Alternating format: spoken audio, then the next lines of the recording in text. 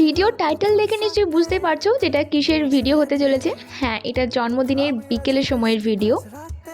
একদম proper birthday কালের মতো নতুন জামা পরে সাজুগুজু করে আমিও রেডি হয়ে গেছি কেক কাটার জন্য।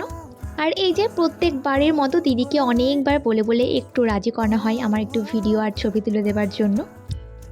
সোয়েটার পরনি বলে আবার ভেবো না যে কবেকার ভিডিও রে বাবা, আসলে জন্মদিন বলে কথা, এখন কি আর শীত লাগে? সেই ঠান্ডায় সারাদিন কুকুরে পড়ে থাকলেও এখন কিন্তু একটু ঠান্ডা লাগছে না। আর এই যে আমাদের বাড়িতে ডেকোরেশনের জন্য আর কিছু থাকুক না থাকুক 4-5টা জ্যান্ত গাছ তুমি পেয়ে যাবে।